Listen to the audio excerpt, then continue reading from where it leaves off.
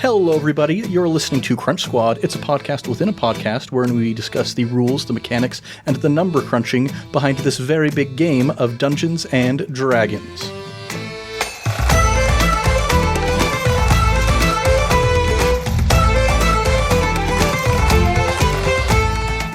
I am Ned Wilcock, your host for Crunch Squad, and today I am joined by... Joshua, the guy who plays Buster, and Ralph. I don't know why you would hear this if you haven't joined us for Season 2 yet. Yes, hopefully you have heard lots of Buster's experiences up to this point, because it is in fact Buster's subclass that we are going to be diving into today.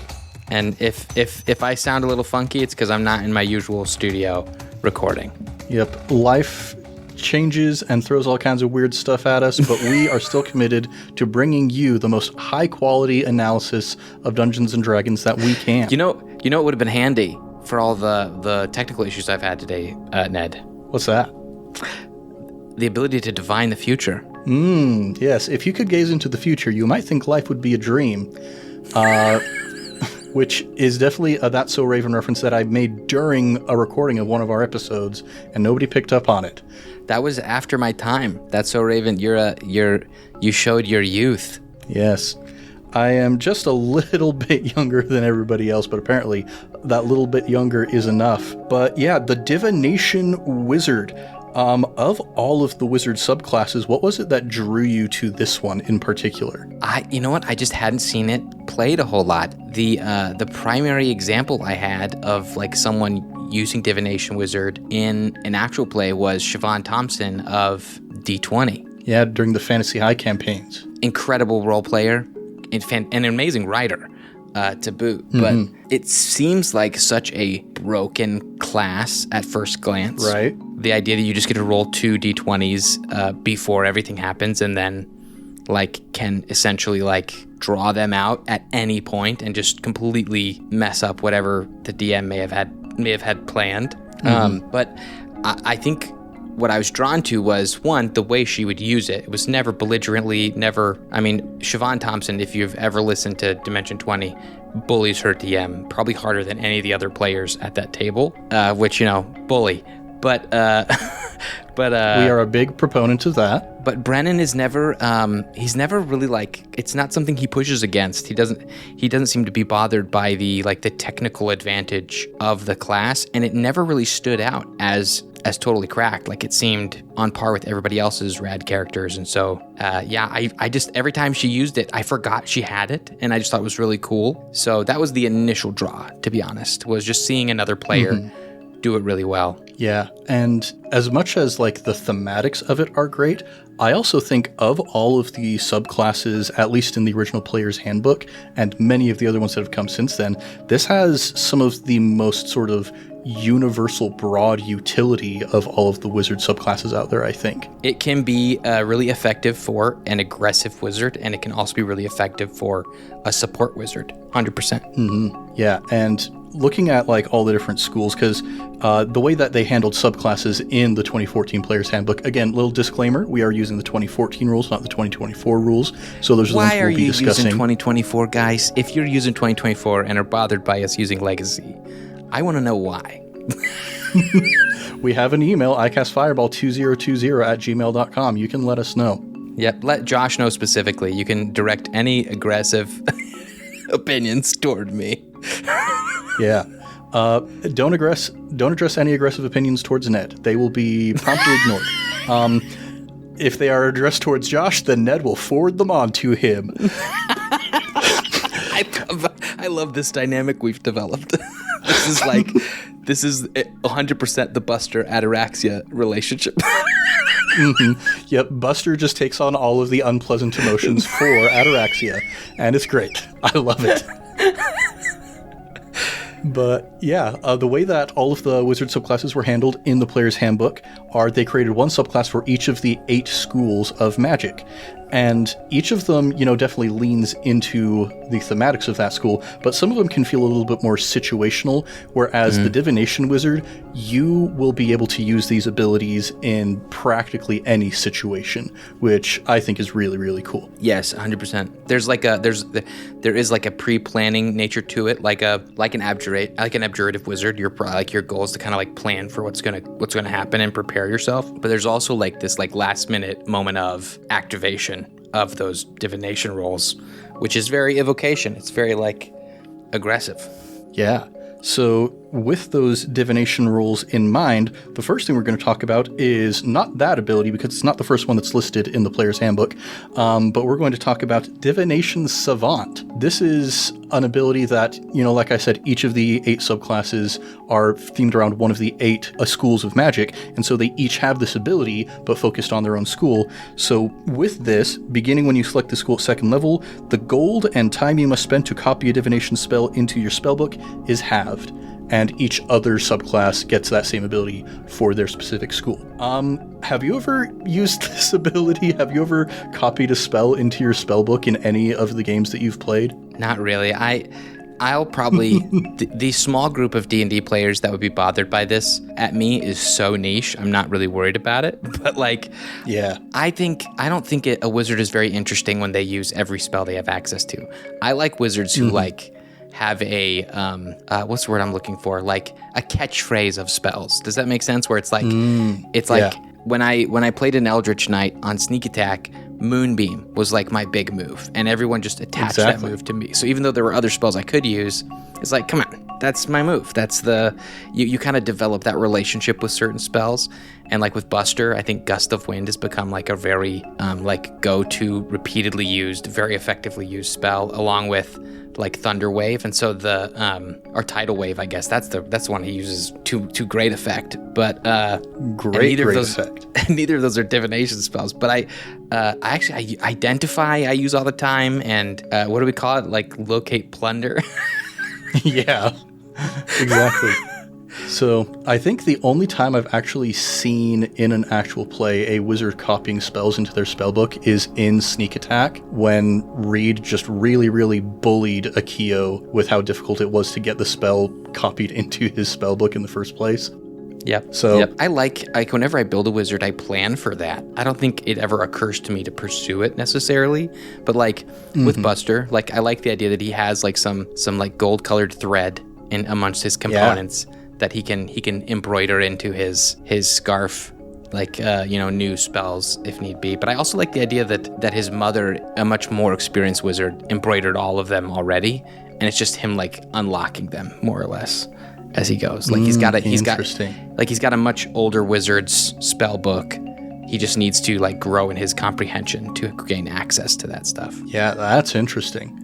And both of them really fun images that we could lean either way. But the big move, like the bread and butter of the Divination Wizard, is the Portent ability.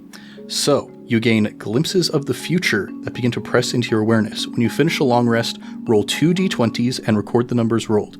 You can replace any attack roll, saving throw, or ability check made by you or a creature that you can see with one of these foretelling rolls. You must choose to do so before the roll, and you can replace a roll in this way only once per turn. Each foretelling roll can be used only once, and when you finish a long rest, you lose any unused foretelling rolls. And so, obviously, we've seen this used plenty of times. This is very iconic for the way that Buster has interacted with this campaign so far. And I think I even used it brokenly a couple times, but that's part of playing D&D. You kind of live as you learn. Like there were a couple times I pulled it in after I had already rolled, or after Thomas had already said what the result of one of his rolls was, which is improper. But it's like one of those things that like was lost on all of us. And then because we have such gaps between recordings, I think there was one time, I think I did this once, I don't know, I've never seen an audience member clock it on us, where I think I used the 2 divination rolls twice. I used like a really good roll like 2 times just because I had forgotten I'd already used it. And so there is some additional like record keeping you have to make sure you keep track of, especially if you're like not playing like a weekly game. Yeah, if any of our listeners, I know we've got got some very dedicated listeners. If you want to do something insane, then go back and listen to every single time Buster's used a divination roll to see if we've messed up. I think I sent a message to everyone, and then I went to Thomas because I felt so bad about it. And I basically just said, hey, I'll just assume that like Buster has overextended his pull on fate. And so if you decide to bite me back with something in the future, I will 100% accept it. I just want to I hate using a really nice advantage like in a broken way, unwittingly. Well, nobody's called us out on it so far, so here's hoping that none of our listeners actually take me up on that challenge I just issued. But the next ability we're going to be looking at for the Divination Wizard is one that is very unique among all of the wizard subclasses. Like, after years of having played the game, one day I was like, maybe I should go back and actually just read through some of those classic player's handbook subclasses to see what they're all about. And this one really stood out to me. Expert Divination. Beginning at 6th level, yes. Casting divination spells comes so easily to you that it expends only a fraction of your spellcasting efforts.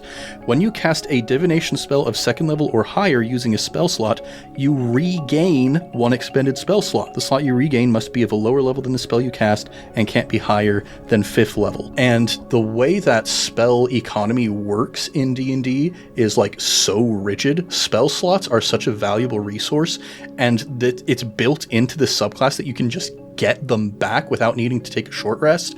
That is amazing, and I love that. I mean, you can even chain it. Like, you basically I'm going to use a level 3 divination spell to recoup a level 2 slot, and then I'm going to use a level 2 divination spell to recoup a level 1 slot.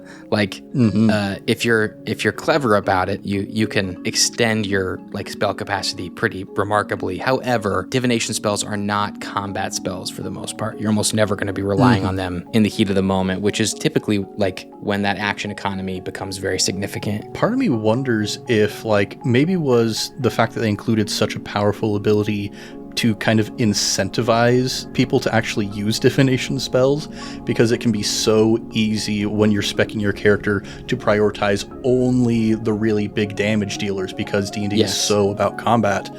But those divination spells are so great for the utility of the game. So I like that they're giving us this ability that incentivizes you to use the spells that you're supposed to be studying more than any others. And I used the literal, I think it's the actual divination spell, the name of the class, the spell, which is a super awesome spell, but it is almost entirely thematic and incredibly at the discretion of your dungeon master. And that's when we got our first look at Harrigan ships in this campaign, which rocked. And speaking of it being a very thematic spell, having a cool DM like Thomas who really leaned into the thematics of it, that led to some really, really awesome moments and some awesome character growth, I feel like, for Buster. Yeah, it's Identify is a very old school spell. It's something, it's very, everybody who's a wizard probably puts that in at some point in their repertoire or whatnot. But the way that Thomas ended up expanding how that spell interacts with the player and the table has led, I don't think, my favorite use of it, I don't think has come out yet. I think there's an episode to come that is, I think, one of the coolest unexpected uses of that Identify, which it is a divination spell, right? I'm not talking out of school. I'm going to look that up on the internet real quick. It can't be something else. It's got to be Identify, Detect Magic, Comprehend Language. No, wait, maybe not Comprehend Language. Yep, it is a divination spell. Yeah, so Identify's rocked and has been used in such a story applicative way that I lean into using it more just because Thomas will give us such really cool visuals. So if you want to be a cool DM like Thomas, then give your players a little bit of that extra meat that they can sink their teeth into just thematically, and you'll be rewarded with them wanting to use it more. Yeah, I mean, probably the coolest one that's come out thus far has to be the deck of many things. That was like such an epic identify. It was very cool. Yeah, and continues to be so. That's a little sneak peek for our listeners, perhaps. Yeah, little bonus information from the bonus podcast. Yeah, for those of you who are cool listeners and actually listen to the bonus episodes, you get a little bit of bonus information. But yeah, then going up to 10th level, we get our ability Third Eye, which this is another one that has quite a bit of broad utility. You can use your action to increase your powers of perception. When you do so, choose one of the following 4 benefits, which lasts until you are incapacitated, or you take a short or long rest. You can't use this feature again until you finish a rest. So you can either gain dark vision out to a range of 60 feet, you can see into the ethereal plane within 60 feet of you, you can gain greater comprehension, which lets you read any language, or you can gain see invisibility, where you can see invisible creatures and objects within 10 feet of you that are within line of sight. That rules. To me, the best uses of that are the bread of the sandwich. Like seeing invisible things is crazy cool, and the whole like dark vision thing is also crazy useful, and especially because like so few of our party have dark vision. Has dark vision, right? Yeah, that is something that has. It was very surprising to us when, not too far into our campaign, we all realized, oh, only one of us has dark vision, and we have such like a diverse cast of characters. You'd think like we wouldn't accidentally all pick regular vision. Yeah, usually it's just, I feel like it's so easy to just assume that your race probably has dark vision, and we got a little bit unfortunate in that particular regard. But yeah, being able to have all of these different types of sort of extrasensory perception is wonderful. With the see invisibility, I kind of wish it was maybe a little bit larger than just 10 feet away from you, because I can imagine, like, if there's an invisible person within 10 feet of you, you're already probably in danger. But that's a little bit of a nitpick on my part, probably. To me, what would be really fun if I was a DM in a moment like that where someone pops on their like invisibility sense and clocks that there is someone in the presence of them that is invisible, I would immediately perform a deception check or performance check to see if you can keep them from seeing that you see them. You know what I mean? Because then you can turn that to an advantage. But yeah, so I think that's super fun. I love that. Yeah, and then going on to our final ability that we get for the subclass, Greater Portent, which is increasing the abilities of the standard portent. Starting at 14th level, the visions in your dreams intensify and paint a more accurate picture in your mind of what is to come. You roll 3 d20s for your portent feature rather than 2. That rules. That's like, what level did you say, 16? 14. 14. Yeah, that is heroic levels of divination. You're like, yeah, like 2 already feels crazy overpowered for me. Like right now, I can't imagine having 3. Yeah, and we're only like 5-ish levels away from that. I think we'll probably hit that before the end of the campaign. I could see us getting like if and when we have a confrontation with a big bad like Harrigan.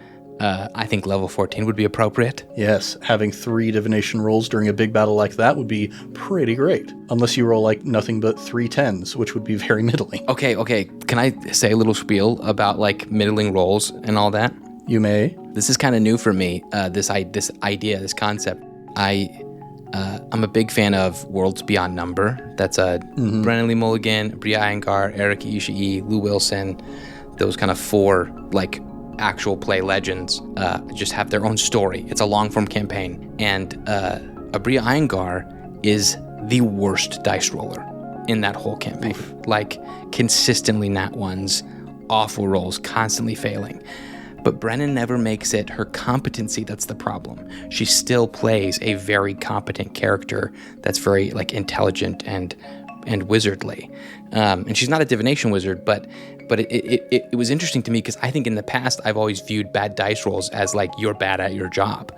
But they recently had a dialogue in one of their like behind the scenes episodes where they talked about how for Brennan it's not that it's figuring out whether or not you're good enough to convince this person of something or to succeed at this task. It's whether or not that's possible in the world. It's like the dice isn't deciding how good you are. The dice is showing us the reality of the space that we're in, which is really cool. Yeah, and it can go either way. You know, sometimes you are bad at your job, and that's sort of the moment that best fits the narrative. But it's maybe not as enjoyable as the player as often to have your character be not very competent. So, but yeah, this gives you then a little bit of more agency as the player to be able to decide a little bit more of what sort of portrayal do I want my character to have in this moment. 100%. Well, that is all of the mechanical stuff to talk about with the Divination Wizard. Do you have any other thoughts or comments about this subclass? One thing I've done once with those divination rolls that I think I would like to do more of is when the party splits, giving one of my divination rolls to one of the other players, like with the narrative understanding that we had a chat about what they were walking into. And so like that my divination wizard prepares them for something that might occur, and we don't have to define it at the table, but when the moment comes, they can be like, Buster told me about this. I'm going to react with that foreknowledge. And I think that like using it almost like a bardic inspiration, but like a divination inspiration, I think is really very fun. Yeah, that could be cool. Like you'd have to negotiate with the DM because I'm pretty sure rules is written. You have to be able to see the other person to get that benefit. But if you have a cool DM like Thomas, I wouldn't be surprised if... And you give it to the best bully at the table, like Mickey. Yeah.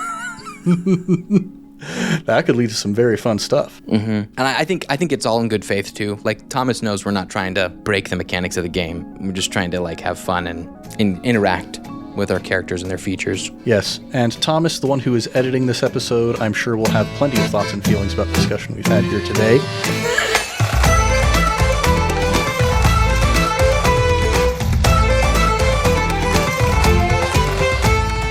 Thanks, everybody, so much for listening to this week's episode of iCast Fireball.